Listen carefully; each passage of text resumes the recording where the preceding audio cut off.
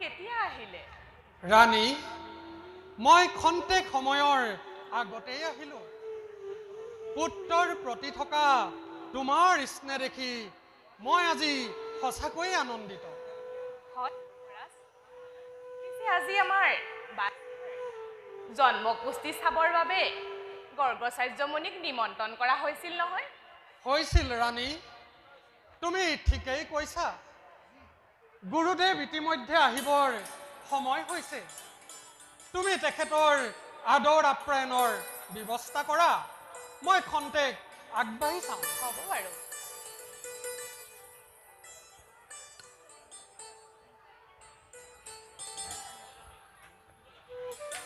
জনালা ধূপ ধুমাই নাই খা হৰি ওম আহিলে উলিয়াই পেলালে ধূপকেইটা হৰি ওম গুৰুদেৱ আহি পালেহি তুমি তেখেতক আদৰাৰ সকলো ব্যৱস্থা সম্পূৰ্ণ কৰি লৈ আহা আহক গুৰুদেৱ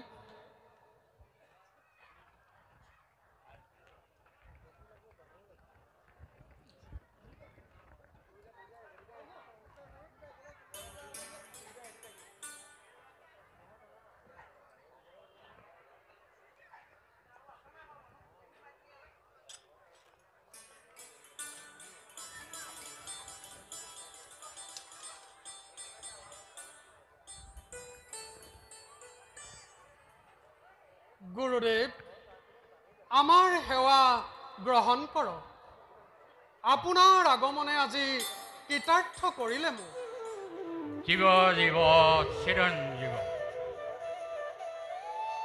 দিবাকৰং নমঃ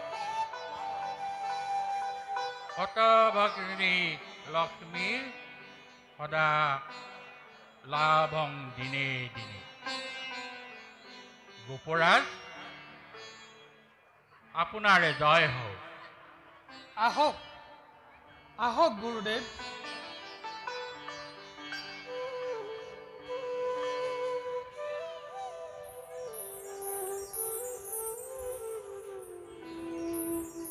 গুৰুদেৱ আসন গ্ৰহণ কৰক তথাস্তু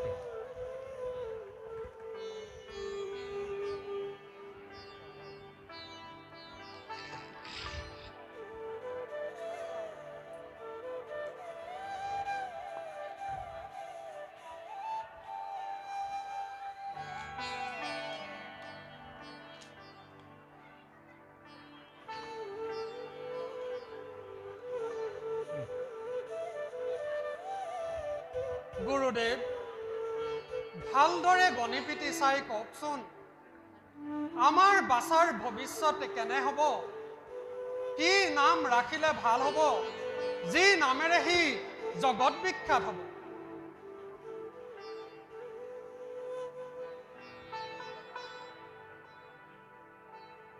বাৰু গোপৰাজ গুৰুদেৱ আপোনাৰ সন্তানটি এতিয়া মোৰ ওচৰলৈ লৈ আনক ৰাণী তুমি বাছাক গুৰুদেৱৰ কাষলৈ লৈ আনা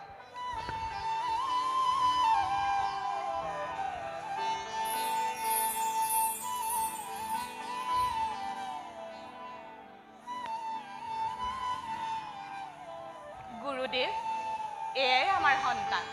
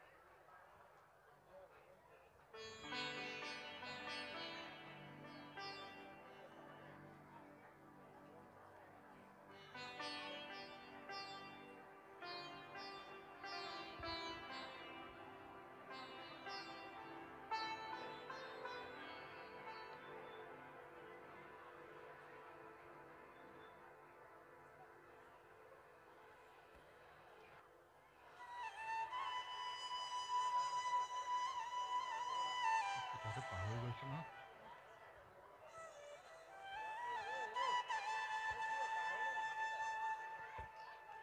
গোপৰাজ, গুৰুদেৱ। এই বালক কিন্তু সাধাৰণ নহয়। গুৰুদেৱ। মই গণি পিটি চাই দেখিছোঁ ৰোহিণী নক্ষত্ৰত জন্ম হয় গুৰুদেৱ। আৰু মঙলবাৰৰ ৰাতি, আৰু এওঁৰ শৰীৰৰ বৰণ শ্যাম বৰণীয়া। গতিকে গণি পিটি চাই মই এওঁৰ নাম ৰাখিলোঁ কৃষ্ণ। কৃষ্ণ।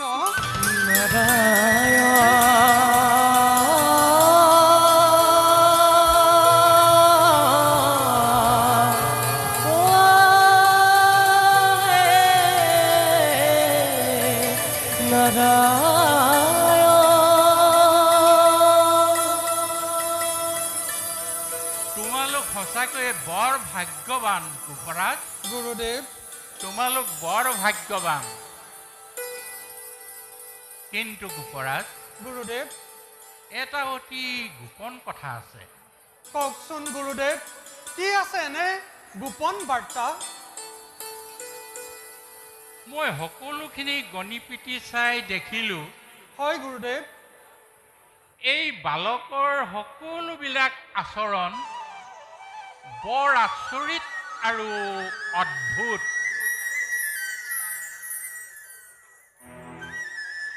গতিকে মোৰ মনে ধৰে যে স্বয়ং ভগৱান আহি তোমাৰ ঘৰত স্থিতি লাভিছে। গুৰুদেৱ।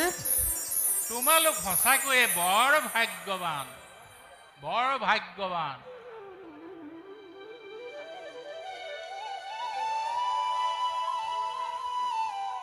আজি আমাৰ পৰম সৌভাগ্য,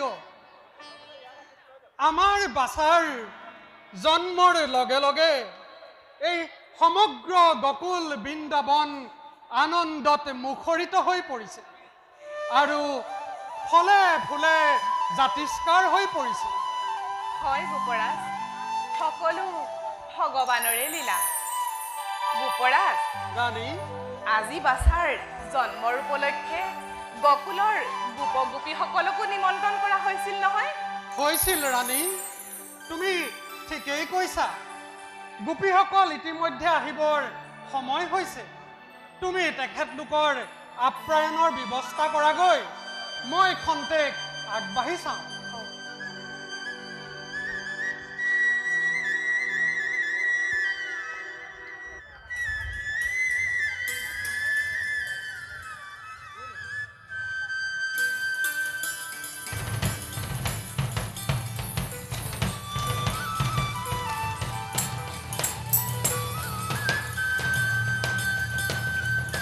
শুনাখন জ্বলাই ৰেডি কৰি থোৱা।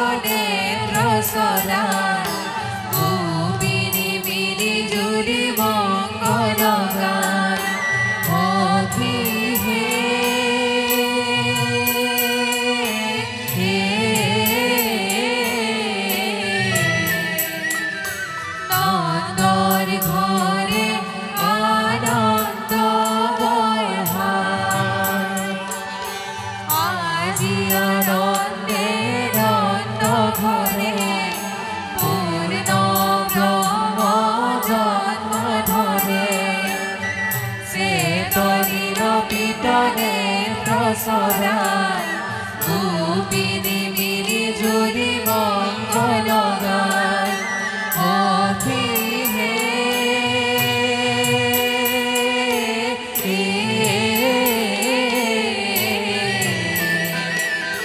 নন্দৰ ঘৰে আনন্দ বৰভাৰ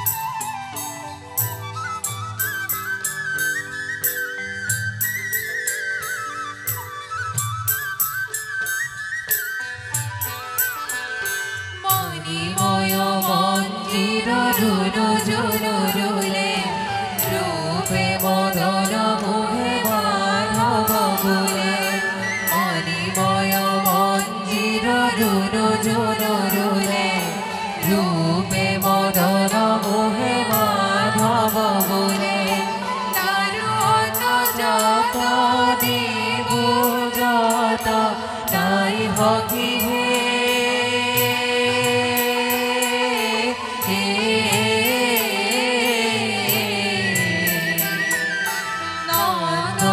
ঘৰে আনন্দ বৰভাৰ আজি আনন্দে নন্দ ঘৰে পূৰ্ণ ব্ৰহ্ম জন্ম ধৰে চেতনিব পিতনেত্ৰ চৰাই গোপিনী মিলি জুৰি মংগল গায় সখী হে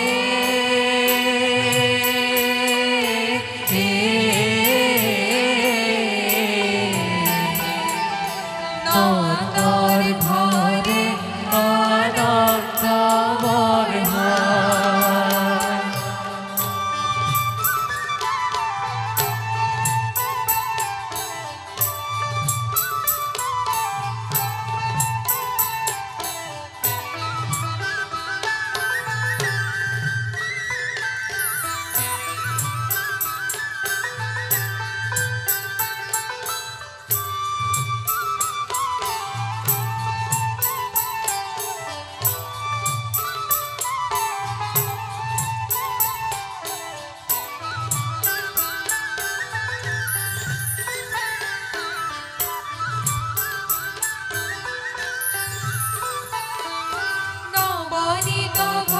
শ্যামাঙ্গ বিরাজে পঙ্কজ শরণ ভকত ভয় ভাজে নবনীত ঘন শ্যামাঙ্গ বিরাজে পঙ্কজ শরণ ভকত ভয় ভজে আরগত নয়ন ময়নে রসি আখে সখী হে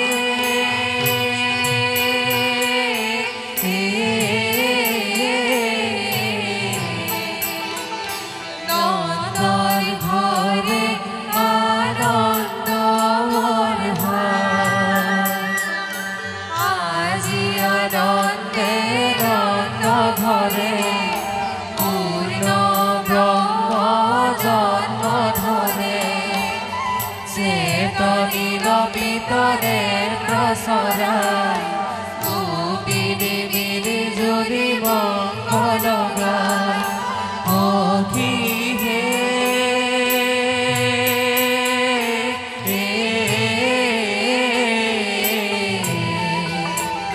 নন্দৰ ঘৰে আনন্দ বৰভাৰ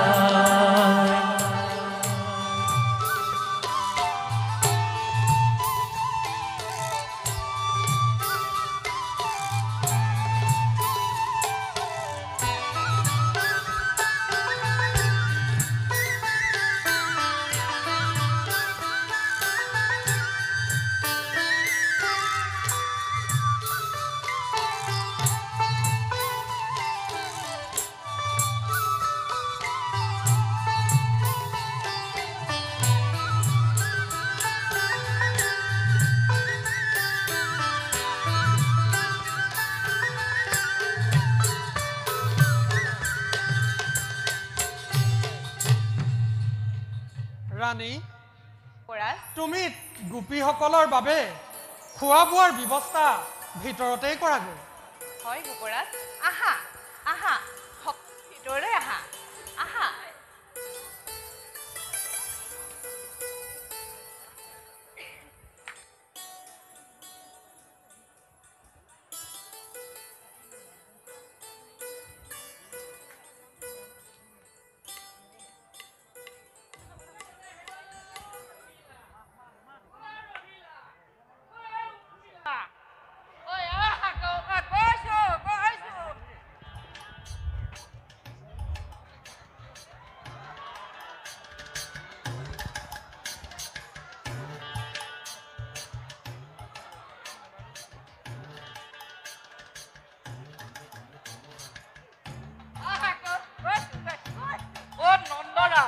আহক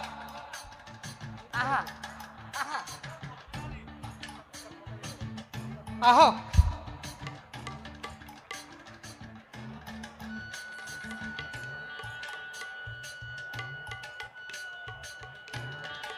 নন্দৰাজ আমি শুনিবলৈ পাইছো আপোনাৰ হেনো পুত্ৰ সন্তান জন্ম হৈছে হয় আপোনালোকৰ হয় এয়াই লাগে এগৰাকী দুগৰাকী তিনিগৰাকী আনিলো এগৰাকীৰ পৰাও সন্তানৰ মুখ নেদেখিলো প্ৰথমতে আনিলো ৰহিলা তাৰপিছত আনিলো কমিলা তাৰপিছত এতিয়া আনিছো তাকো ৰুমিলা একো নহল কেলে কেনেকে কৈছে নাই হৈছিলে নহয়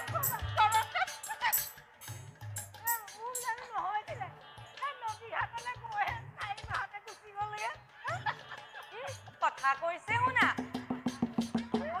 কথা নিজে কালৰ সকলো যোগাৰ আনিছানে আমি তাক পোৱাইছিলে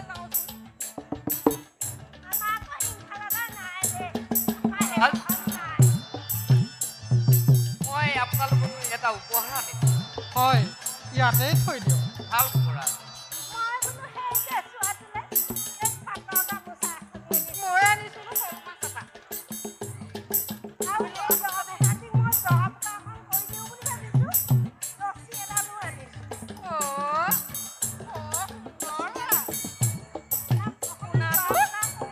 হ'ব হ'ব তোমালে এটা শল মাছ আনিছো নহয় নন্দৰাজ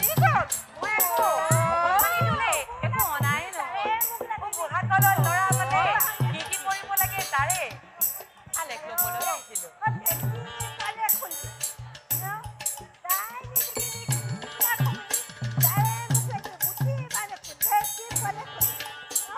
বৰ ধুনীয়া ল'ৰা দেই মই একেবাৰে ওচৰৰ পৰা নুঠো বাহিৰ ভগৱানে কেইটা নাপাক কিবা কৰি তোমাকে ল'ৰা পালে ফুৰুক ফুৰুক আমাৰ ল'ৰা পালে ধৰুক ধৰুক ল'ৰা দেই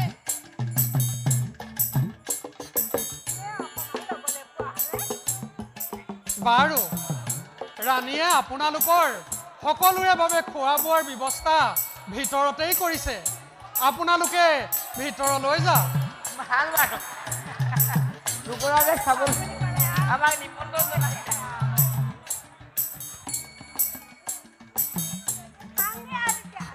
ভাল মাতিলে মমতা লৈ গ'লো ব'লা ব'লা খাবলৈ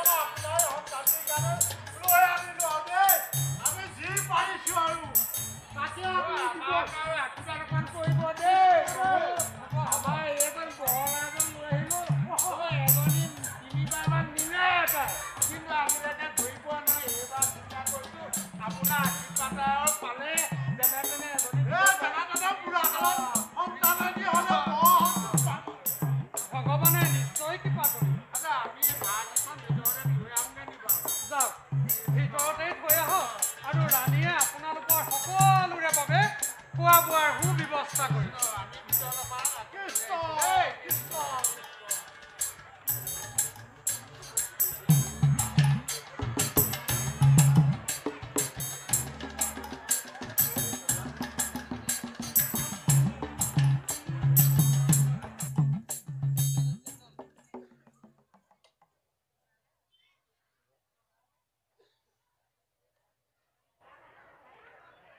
ৰাণী আই আমি আপোনাৰ পুনাকণক এবাৰ চাওঁ বুলি ভাবিছোঁ। ইয়াতে শুৱাই হৈছোঁ। চোৱা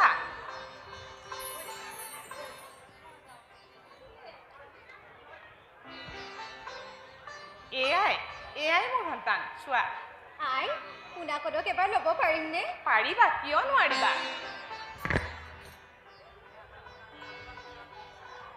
আই দেহি কি সুন্দৰ শিশু, একেবাৰে শৰতৰ জোনৰ হেন বহৰীয়া। আই আপোনালোকো কিন্তু কমটি ভাগ্যৱান নহয় দেই, এইহেন বুঢ়া কালত ইমান সুন্দৰ শিশু মুখ দেখিবলৈ পাইছে। ক'ত থৈ লাগিছে, মাটিত থলে পৰুৱাই খাব, মূৰত থলে উকলিয়ে খাব।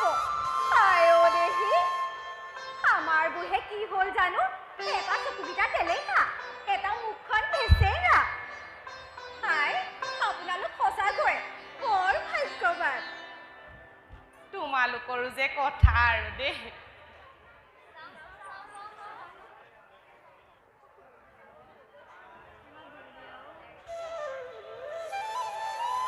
আই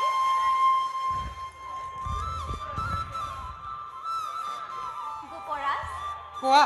আমি সকলোৱে এতিয়া বিদায়হে মাগিছোঁ। ভাল বাৰু, আগলৈও এনেদৰে তোমালোক আহি থাকিবা, ভাল বাৰু মই নথৈ আনন্দিত হ'ম। আই আমি বিদায় মাগিলোঁ। যোৱা, আমাৰ বাছাক আশীৰ্বাদ কৰিবা দেই। ভাল বাৰু আই। তোমালোক অহাৰ বাবে বৰ ভাল পালোঁ। যোৱা।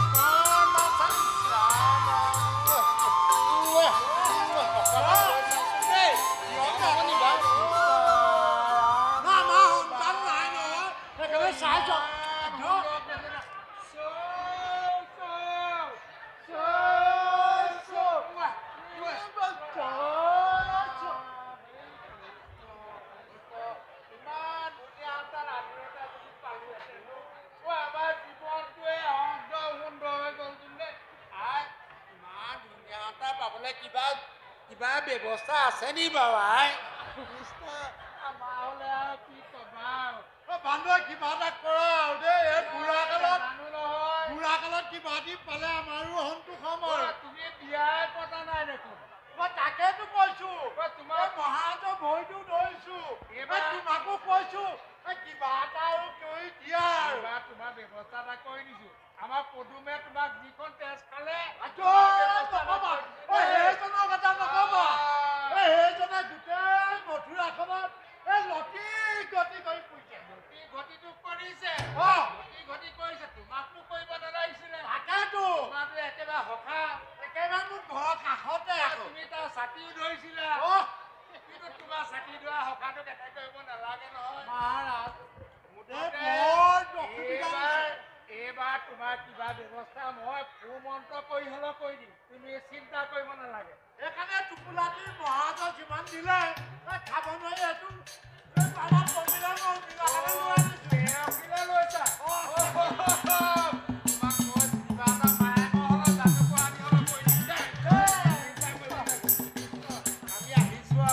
ভাল বাৰু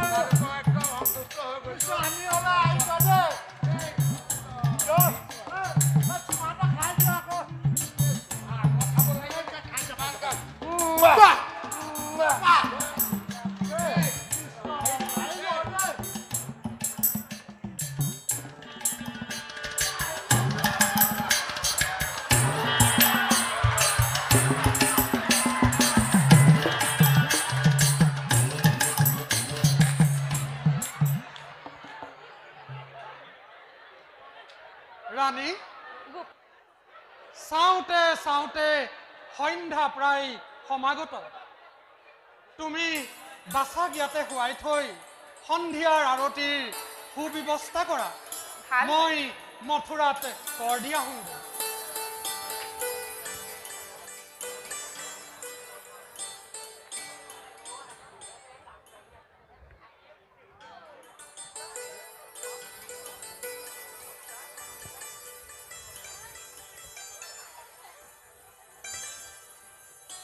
ৰাণী মই এতিয়া আহিলোহে যাওক গোপৰাজ পিছে গোপৰাজ ৰাণী পলম নকৰিব তুমি তাৰ বাবে কোনো চিন্তা নকৰিবা ৰাণী মই অতি সোনকালেই ঘূৰি আহিম তুমি মাথো বাছাক ভালদৰে চোৱা চিতা কৰিবা ভাল বাৰু